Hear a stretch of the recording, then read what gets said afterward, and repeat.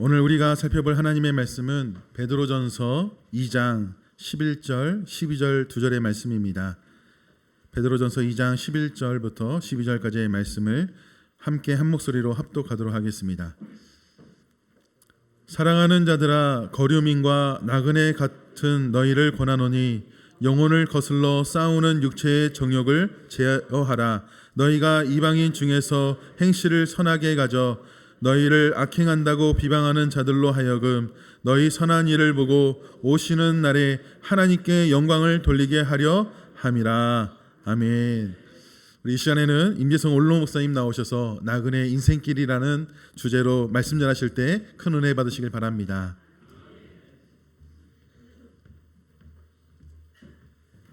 할렐루야. 반갑습니다. 또 변함없이 그 자리 다 지켜주고 계시고 예배 참석한 걸 보면 정말 하나님 앞에 감사할 일밖에 없어요.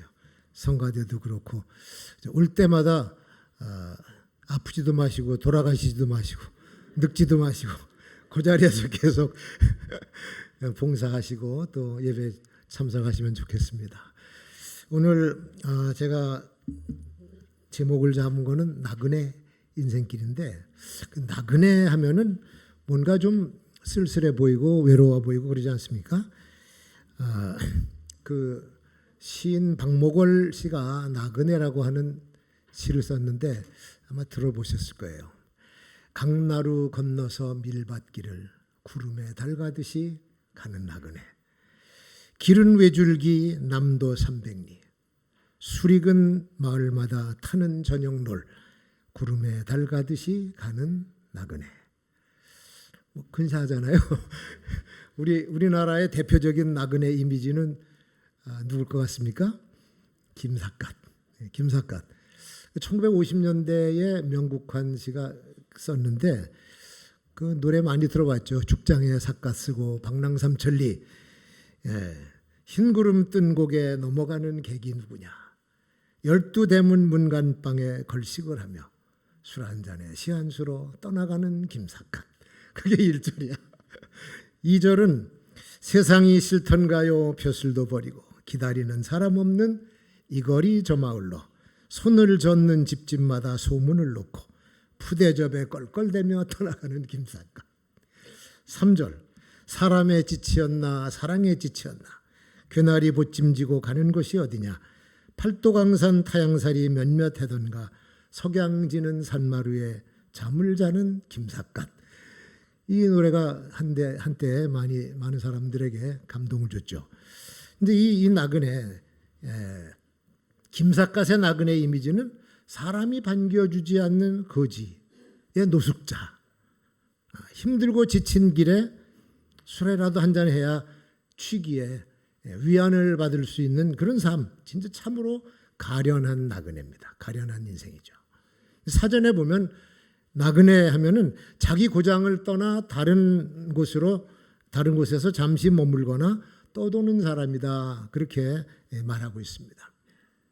이 개역 성경에 이 성경 바로 전에 보면 나그네와 행인 같은 너희를 권한다. 길 가는 사람이죠. 그래서 나그네 중에는 두 종류가 있어요. 첫 번째는 목적지가 있어서 갈 곳이 있어서 그곳을 향해서 꾸준히 가는 그 사람은 우린 여행자라 그럽니다. 트래블러죠, 영어로는. 근데 갈 곳이 없어. 그러니까 여기저기 떠돌면서 배회하는 사람, 이 사람은 방랑자입니다. 트램프죠. 성경은 우리의 인생을 나그네 인생길이라 나그네 길이라고 말씀하고 있습니다. 구약 성경에 보면 나그네라고 하는 말이 꽤 여러 번 나와요. 야곱이 자기 잃어버린 줄 알았던 아들 요셉을 만나러 총리 대신이 된 애굽으로 내려갔을 때 바로왕을 찾아갑니다. 그때 바로가 야곱에게 몇 살이나 됐느냐 묻죠. 그때 뭐라고 얘기했냐면 내 나그네의 길의 세월이 130년이니다. 우리 조상의 나그네 길의 연조에는 미치지 못하였지만 험악한 세월을 보냈나이다. 130년을 살아도 그 인생길이 험악했다는 얘기예요. 얼마나 힘들었으면.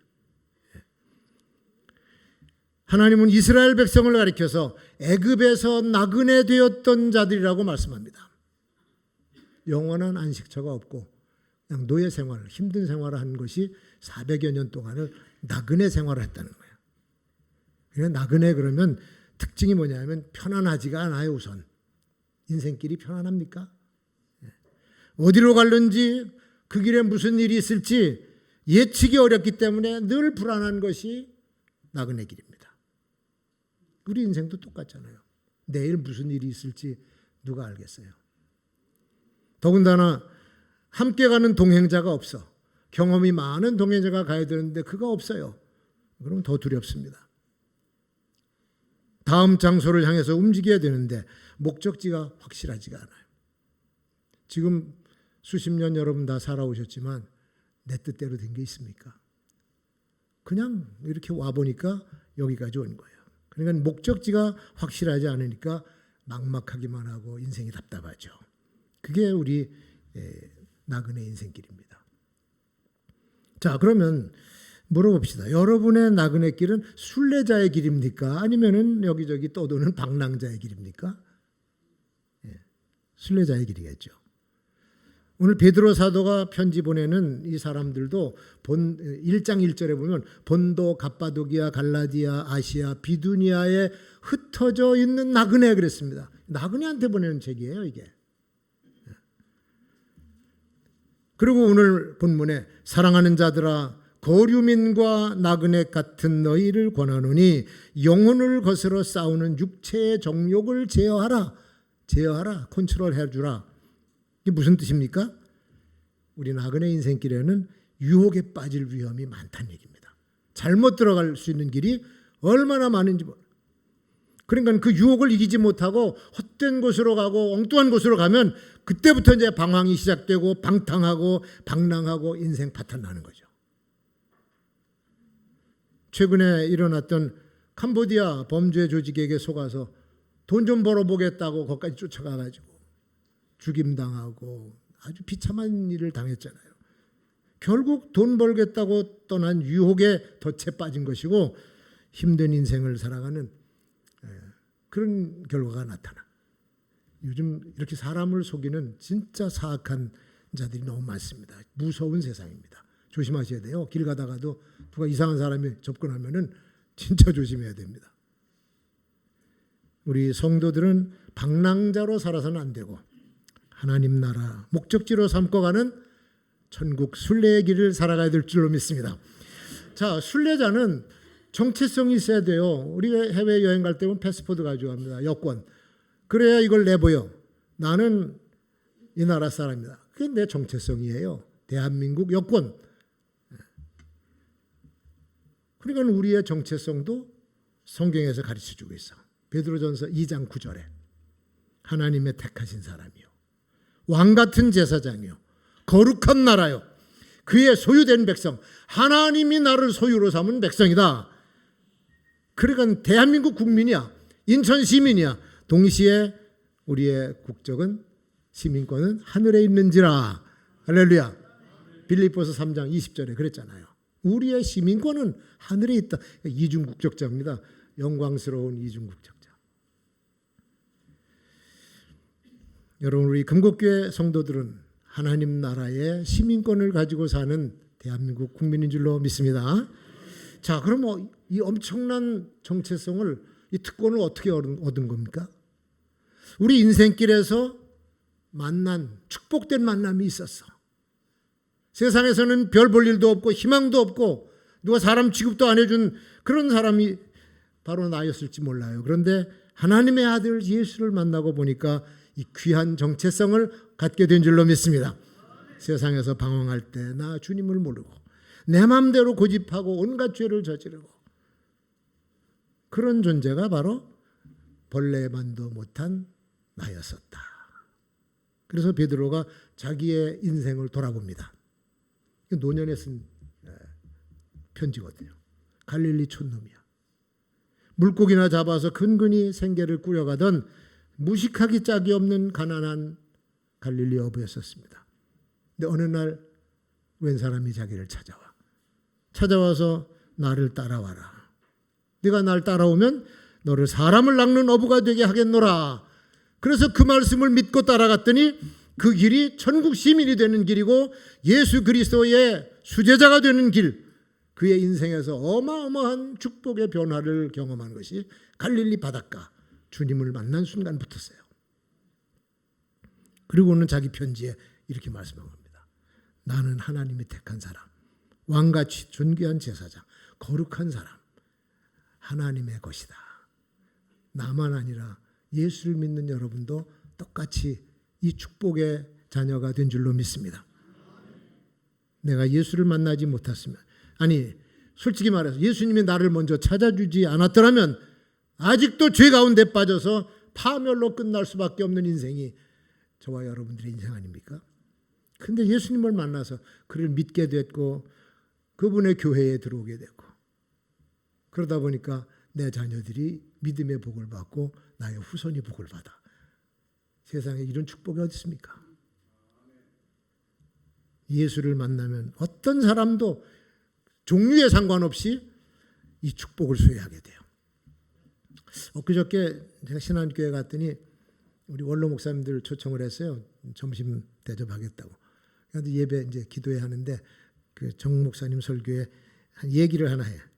신학교를 갓 졸업한 어떤 젊은 전도사가 조그만 읍내에다가 이제 교회를 개척하는데 교회를 개척하고 동네 어른들을 만나야 되잖아요. 이제 가서 전도하고 하려면은 여기서 제일 좀 입김이 센 사람이 누군가. 그 보니까 그 동네 이제 대빵이 있어. 어른이죠. 그래서 알아보니까 글쎄 이 사람이 하필이면은 무당이야. 그래서 야 이거 와도 진짜 잘못 왔네. 교회 개척하는 무당이 대표로 있는 마을에 들어왔으니까 그냥 끙끙거리고 이거 기도하고 말을 해 가봐야 되나 어떻게. 그래서 결국은 하루는 이제 마음에 작정을 하고 무당 어른을 찾아갑니다. 찾아가서 어르신 계십니까? 그러니까 문을 삐끔히 열더니 탁 째려봐. 저 젊은이가 뭔가 뭐야. 뭔 주눅이 들어서 무슨 말을 해야 될지 모르겠다. 이 젊은 전도사가 동네 어른을 만났으니까. 그래서 하다가 그냥 한마디 툭 던졌는데 그게 뭐냐면 어르신 교회 나오세요. 그러니까 들어오라고. 이제 죽었다 이제 들어가면. 그 뭐 들어오니까 들어가서 마주하고 앉았는데 한참 쳐다보더니 하는 얘기가 우리 집에 사람들이 하나씩 다 죽었어. 지금 딱 하나 남았는데 나 하나밖에 없는 아들이 지금 중환자실에 있네. 제가 살아나면 내가 예수도 믿고 교회도 갈 거야. 야, 그게 들어와서 이게 뭐 경험도 없는 전도사가 교회 개척하겠다고 가가지고 그때부터 시간 정해놓고 그냥 죽어라 살아 기도를 하는데 그 아들이 어떻게 됐을까요? 살았으니까 얘기하지 뭐. 죽었으면 내가 뭐하러 얘기를 해. 살아가지고 무당이 교회 나와서 예수를 믿게 된 거예요. 할렐루야. 여러분 주님을 만나면요 무당도 천국 백성이 돼. 그러니 보세요. 여기 우리는 지금 일찍이 믿고 와서 여기 앉았지만 아직도 바깥에는 그런 사람들이 있다는 얘기예요. 하나님이 점 찍어 놓은 사람들. 그래 부지런히 전도해야 됩니다. 누가 뭐라 그래도 나는 하나님의 자녀, 하나님 나라의 백성이고 그분의 일꾼이고 그의 종되고 그의 사람이 된 것, 자랑스러운 저와 여러분의 정체성인 줄로 믿습니다. 지금 이 혼란스러운 세상, 참 죄 많고 추악한 세상에 살고 있지만 내 소속과 내 정체성은 달라요. 저 사람들과 천국 시민인 줄로 믿습니다. 자, 두 번째, 천국 순례자는 가는 사람들이 마음이 맞아야 돼. 경험이 많은 동행자가 있으면 여행은 어디로 가도 두렵지 않습니다. 사막으로 가도 두렵지 않아요. 그래서 여행에 꼭 필요한 게 뭐냐면 가이드가 필요한 거예요. 가이드가. 가이드가 모든 일들을 다 안내해 주지 않습니까? 먹는 거 자는 거다. 제가 꽤 오래전에 한 수십 년 됐을 거예요. 가이드하고 한 방을 썼어. 룸메이트가 돼가지고. 근데 이 친구가 쭉 얘기를 하는데 자기는 이런 단체 관광객들을 모시고 올 때는 한 달 전쯤이나 미리 간대. 거기를. 미리 가서 호텔 주변인을 만나서 숙박 뭐 다 가격 조정, 방 조정 다 하고선 컨펌을 하고 그다음에는 그 사람들이 가서 먹을 식당도 찾아가서 음식도 먹어보고 관광 명소는 없나 전부 다 교통편까지 다 컨펌을 하고 그리고 돌아와서 그 그룹을 데려간답니다. 이분 얘기 들어보니까 처음 거기 가는 거야.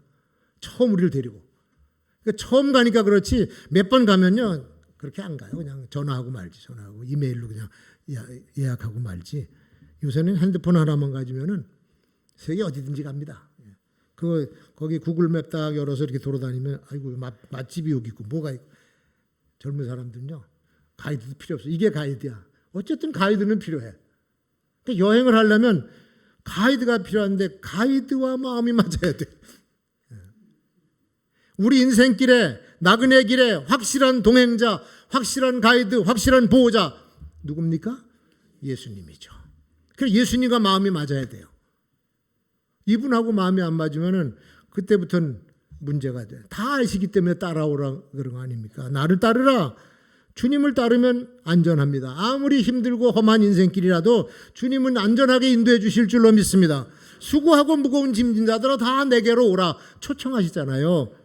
내가 너희를 쉬게 하리라. 편안하게 해주시겠다는 얘기야. 인생길이 험하면요 주님 앞에 오시면 마음이 평안해지는 거예요.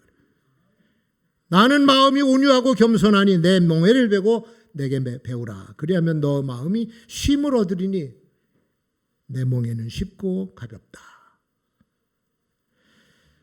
주님 따라서 천국 순례의 길을 가려면 주님과 마음이 하나가 돼야 돼요. 그래서 아모스 3장에 두 사람이 뜻이 같지 않은데 어떻게 동행을 하겠느냐. 뜻이 안 맞는데 어떻게 동행을 해. 우리의 마음과 주님의 마음이 같아야 되는데 가이드 말 안 들어. 그러면 단독 행동을 하면요 제멋대로 돌아다니면 큰일 납니다. 버스도 놓치고 동행도 다 놓쳐버려. 잘못하면 차도 못 타. 그러니까 그때부터는 여행자, 순례자가 아니야. 그때부터 이제 방랑자가 되는 거예요. 주님의 가이드를 놓쳐버리면 우리는 방랑자가 됩니다. 절대로 예수님 놓치면 안 돼요. 그러니까 그 자리 지키라는 얘기가 제가 처음에 지키셔야 방황을 안 해요. 나갔다면 방황을 해. 어디로 갈까 이거. 도대체 교회 가야 돼, 절에 가야 돼, 무당집을 찾아가야 돼. 그게 방황이에요. 모세가 하나님의 명령을 따라서 이스라엘 백성을 가나안으로 인도해 갑니다. 근데 가는 도중에 문제가 생겼어. 그 힘든 광야길은 서로가 힘을 북돋아줘야 돼요. 조금만 더 가. 힘을 내. 괜찮아. 내가 손잡아 줄게. 이러고 가야 되는 게 광야길이에요. 서로 격려하고 협력하고.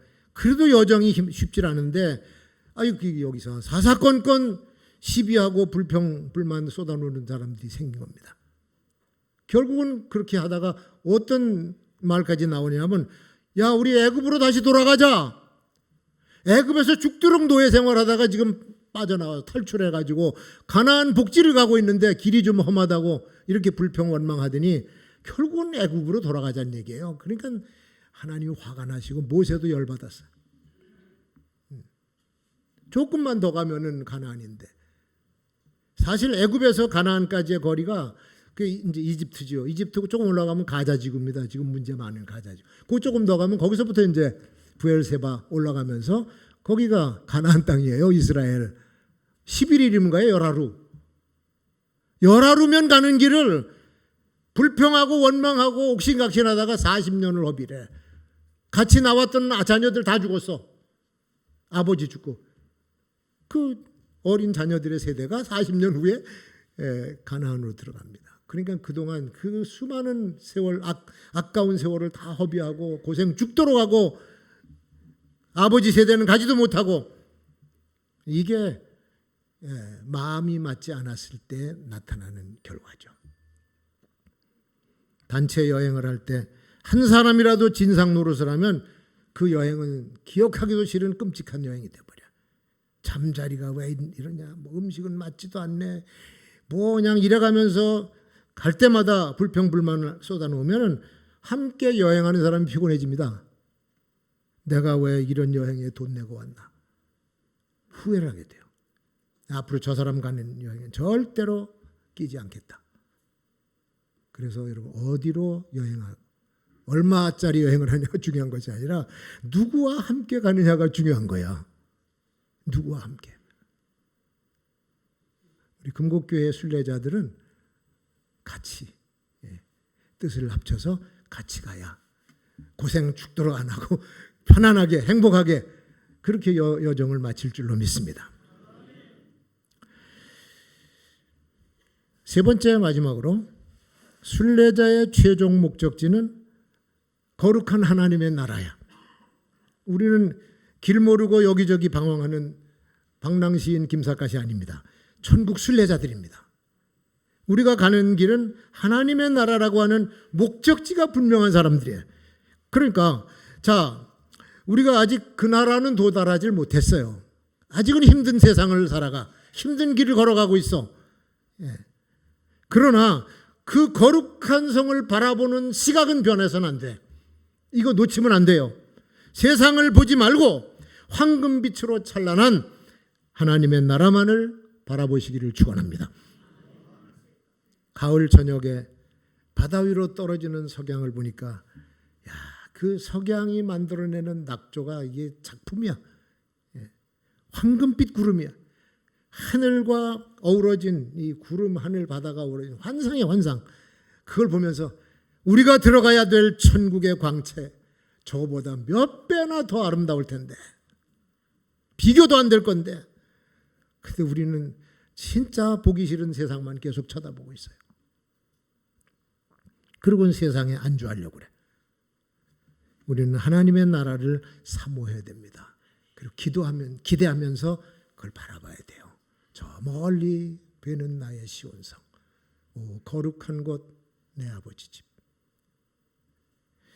우리가 보고 있는 이 죄악의 세상과 불의한 사람들 하나님이 심판을 분명히 하십니다. 곧 심판하십니다. 그러나 하나님 나라를 사모하면서 주님 만나기를 기대하는 사람들은 심판받을 세상에서 우리를 불러내셔서 하나님의 나라로 이끌어 주실 줄로 믿습니다.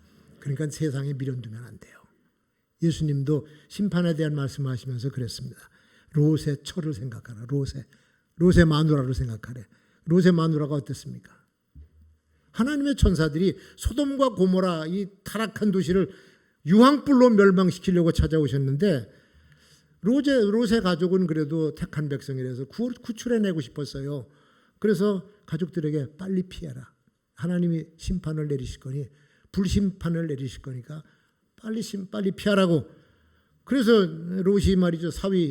사위들을 불렀어. 아직 결혼 안 했으니까 사위 될 놈들이지. 불러가지고 얘기를 하니까 이놈들이 농담으로 여긴 거예요. 우리 장인들 사람이 농담. 그러고는 바깥으로 나가서 자기들이 놀던 소돔 거리로 갔습니다. 벌써 하나님이 심판을 시작하려고 유황불 냄새가 부울풀 나고 있는데 글리 가버렸어요. 결국 멸망하고 말았죠. 두 사위는. 근데 롯의 남은 가족이 아직도 머뭇거리니까 천사들이 손을 붙잡아서 롯의 손, 그 마누라 손, 그 다음엔 딸들 손을 붙잡아가지고 강제로 끌어내. 그래갖고 저 앞에 보이는 산이 있다. 저거 소알산인데 저리 뒤도 돌아오면 저거 빨리 피하라고.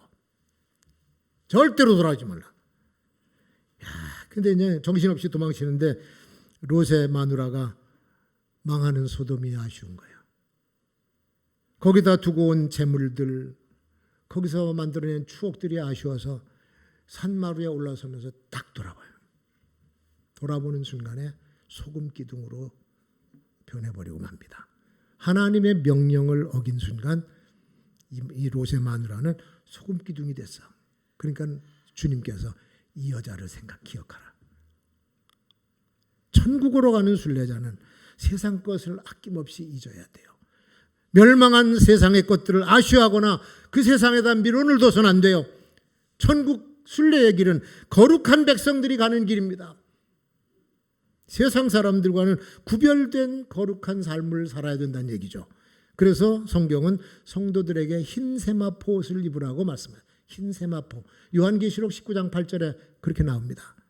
그에게 빛나고 깨끗한 세마포 옷을 입도록 허락하셨으니 이 세마포 옷은 성도들의 옳은 행실이로다. 우리가 입어야 될 옷, 성도들이 살아야 될 삶은 세상 사람들과는 달라야 됩니다. 구별된 옷을 입어야 돼요. 세상의 사람들은 마귀의 사주를 받아서 더러운 욕심으로 악한 일들을 많이 만들어내. 규칙도 만들고 법도 만들지만 결국은 하나님의 창조 질서에 어긋난 것들을 만들어놔요. 그런데 지금 우리가 살고 있는 이 세상이 이상해졌어요. 전과 같질 않아요. 날이 갈수록 불이 거짓이 많아지고 점점 살기 힘든 세상이 되는 것을 우리는 지금 보고 있습니다. 이 교회가 세상의 이 미친 이 바람을 이겨내지 못하면 당해요. 세속화돼서 교회가 힘을 잃어버리고 말아. 그러니까 교회가 지금 오늘날 우리 한국 교회가 자꾸만 위축되고 코로나 사태 이후로 교회 교세가 다 줄어들었어요. 옛날에는 기도하러 산에도 올라가고 기도원도 찾아가고 그랬는데 기도원 다 문 닫았습니다, 여러분. 보세요, 기도원. 제일 많이 모였던 오살리 기도원 지금 300명도 안 모여요. 강화에 멋있게 진 성산수도원 순복음 인천교회가 졌는데 지금 텅텅 비어 있습니다. 운영이 안 돼요. 그러니까 기도원마다 지금 다 골칫덩어리야 이거. 가지고 있을 수도 없고 팔리지도 않고 운영은 해야 되고.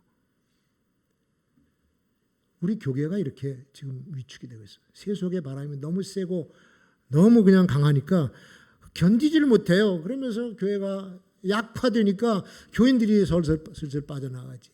주일학교도 안 되지. 되는 게 뭐가 있습니까?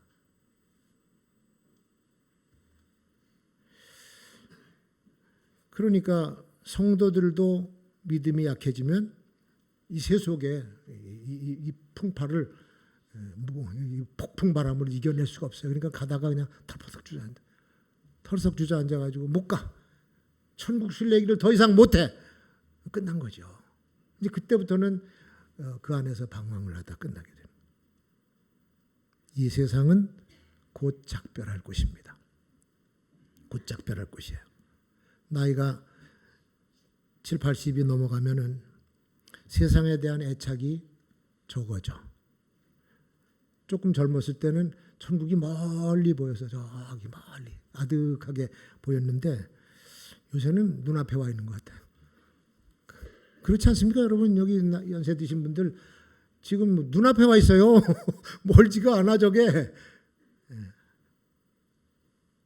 그러니까 많이 가까워졌죠. 우리가 사는 곳은 그냥 잠시 지나가는 것뿐이야.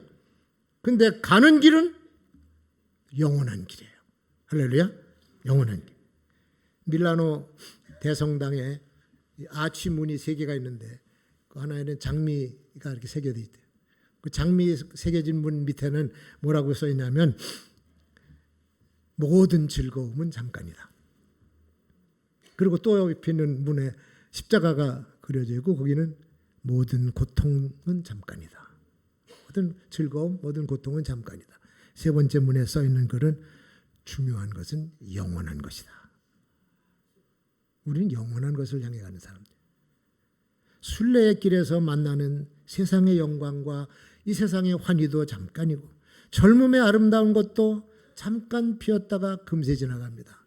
고등학교 졸업하고 20대 막 들어갈 때 사람들 보세요. 남자는 진짜 멋있고 여자는 진짜 아름다워. 꽃송이야, 꽃송이. 예. 근데 20대 후반 쓱 지나가면서 30이 다가오면 눈가에 주름이 짜글짜글 생겨. 그때부터는 이제 열심히 그거 가리느라고 난리가 나. 40대 넘어가면 그다음에 아줌마, 아저씨 티가 나는 거예요. 나도 전에는 그런 대로 봐주만 했는데 막 검버섯이 생기고 여기 주저지 나가지고 세수할 때마다 손에 걸리고 아파. 그래가지고 아주 작정을 하고 큰 맘 먹고 얼굴에다 대공사를 했어요. 지난번 여러분 교회에서 봤을 때 얼굴이 엉망이었었어요. 지금 조금 나아졌어요. 근데 해봤자 별거 없어. 왜냐면 원판이 원래 날랐는데. 세상에 하는 짓이 다 헛된 것이야 보니까. 예. 뭐 조금 더 나 보이면 어떻겠어. 예. 그러니까 잠깐 지나가는 세상에서 이렇게 아둥바둥 살고 애들 키우느라고 정신없이 시간이 휙 지나. 아이들 교육시키면은 초등학교, 중학교, 고등학교, 대학교까지. 이게 몇 년이야 도대체. 10몇 년이 그냥 휙 지나가 버리고 말아요. 그리고 어느 순간 자기를 돌아보면서 이런 생각을 하는 겁니다. 어느새 내가 이렇게 됐나. 그러면서 이제 내 삶을 정리할 때가 곧 눈앞에 닥치게 된 겁니다. 그게 멀질 않아요. 그렇게 뭐 멀리 있는 얘기가 아니야. 가까운 얘기예요. 참 이 나그네 인생길 어떻게 보면 정말 허무하고 너무 아쉬워. 근데 이거를 10배로 더 살아도 똑같을 거야. 세상에서는 그래요. 근데 참 다행한 것은 우리가 여기서 이대로 멸망할 인생이 아니라는 겁니다. 우리는 빛나는 소망을 품고 순례의 길을 가고 있는 천국길을 가는 성도가 되었다고 하는 사실이야.